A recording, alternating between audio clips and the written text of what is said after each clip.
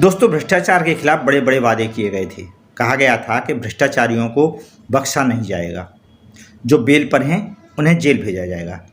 लेकिन आज सवाल बहुत सीधा है कि कितने मामलों में कार्यवाही हुई, कितनों के खिलाफ चार्जशीट दाखिल हुई, कितने मुकदमे अपने अंजाम तक पहुंचे और कितने मामलों का नतीजा आज भी सामने नहीं आया।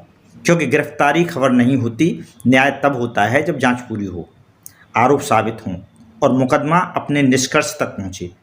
अब एक और सवाल, सत्ता में आने से पहले कहा गया था कि बहुत कुछ बदलेगा। 60 महीने मांगे गए थे, 60 महीने पूरे हुए, फिर साल दर साल बीतते गए।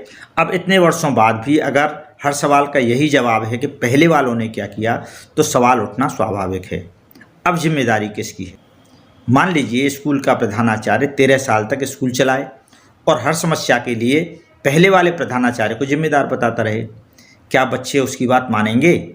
बिल्कुल नहीं मानेंगे, क्योंकि जिसके हाथ में आज व्यवस्था की चाबी है, हिसाब भी उसी से मांगा जाएगा। जनता टैक्स देती है, बदले में उसे क्या चाहिए? अच्छी सड़कें, सुरक्षित पुल, बेहतर स्कूल, निष्पक्ष परीक्षाएं, साफ पानी और जवाबदेह सरकारी व्यवस्था।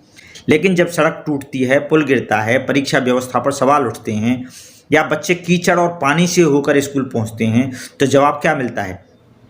पहले भी तो ऐसा ही होता था। तो फिर सवाल है, अगर पहले भी ऐसा ही होता था तो बदलाव किस लिए मांगा गया था? अगर पुरानी सरकारों की गलतियां ही आज की हर समस्या का जवाब है, तो फिर इतने वर्षों की सत्ता का मूल्यांकन किस आधार पर किया जाए? लोकतंत्र में जनता सिर्फ वोट देने के लिए नहीं होती, वह सवाल पूछने के लिए भी होती है।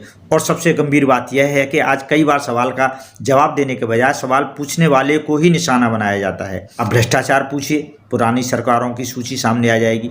आप पेपर लीक पूछिए, कहा जाएगा पहले भी होता था। आप सड़क या पुल पूछिए, कहा जाएगा पहले क्यों नहीं बने।